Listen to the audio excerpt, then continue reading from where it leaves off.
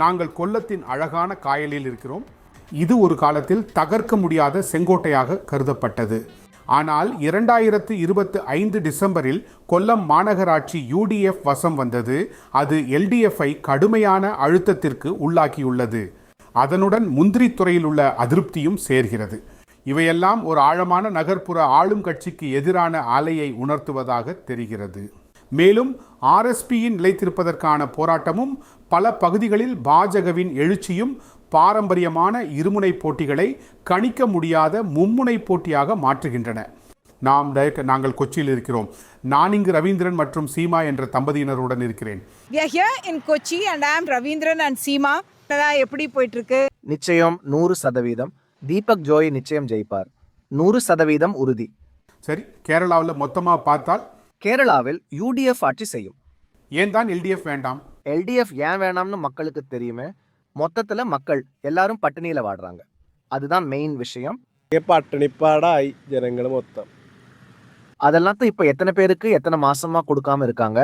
இப்போ இந்த கடைசி நேரத்தில் மட்டும் வந்து இந்த மாதிரி நிறைய விஷயங்களை சொல்லுவாங்க. அது இல்லாம மக்கள் நரக வேதனைப்படுறத யாராவது தெரிஞ்சுக்கிறாங்களா? இவங்களுக்கெல்லாம் அங்க போய் உட்காந்து ஆட்சி பண்ணா போதும்.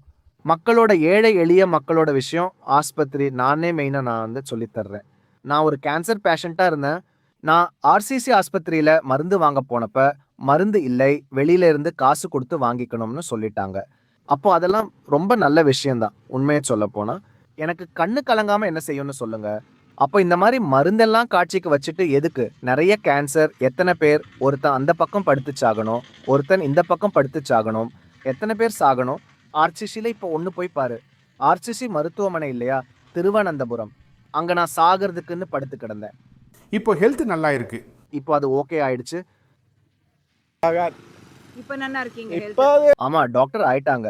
அதாவது அதெல்லாம் கஷ்டம்னு சொல்லணும்.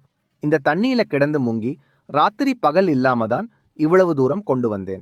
ரெண்டாவது பொண்ணு 2வது டிகிரி படிச்சுட்டு இருக்கு.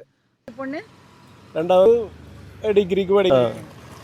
நீங்க என்ன நினைக்கிறீங்க? தேர்தலில் என்ன ஆகணும்? உங்களுக்கு என்ன வேண்டும்? லைஃப்பை பொறுத்த வரைக்கும் அதுதான் எனக்கு ரொம்ப பெரிய ஆசையா இருந்துச்சு. என் பிள்ளைகளை நல்லபடியா நான் ப்ரீ டிகிரி முதல் வருஷம் படிக்கும்போது தான் கல்யாணம் ஆச்சு.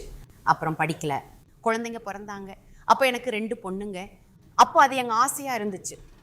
ஒருத்தி அப்போ என்கிட்ட 10வது படிக்கும்போது என்கிட்ட சொன்னா எனக்கு டாக்டர் ஆகணும்னு. விட்டுட்டேன். அப்படி படித்து ஆயுர்வேத டாக்டர் ஆனா.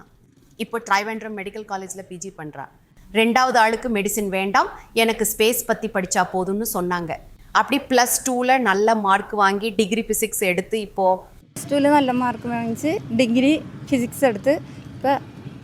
ஆனால் அது படிப்புக்கெல்லாம் நாங்கள் ஹெல்ப் பண்ணுறோங்கிறார் இல்லையா LDF? இப்போ அதெல்லாம் இருக்குன்னு சொல்கிறாங்க. ஆனால் கிட்டத்தட்ட மூழ்கிட்டு இருக்கு. இப்போது கவர்மெண்ட் கிட்டத்தட்ட மூழ்கிட்டு இருக்கு. இனியும் அவங்க நிஜமாக அவங்களே தான் வரணும். ஏன்னா இந்த மூழ்கிட்டு இருக்குத அவங்க எப்படி தூக்கி நிறுத்துவாங்கன்னு அவங்களுக்கே தெரியாது. அடுத்த டீம் வந்தால் தான் இனிமே ஏதாவது நடக்கும். ஸோ இந்த தம்பதியினர் நிச்சயம் UDF ஆதரவாளர்கள் தான். 10 வருட LDF ஆட்சிக்கு பிறகு மீண்டும் UDF ஆட்சியை காண முடியும் என்று அவர்கள் நம்புகிறார்கள்.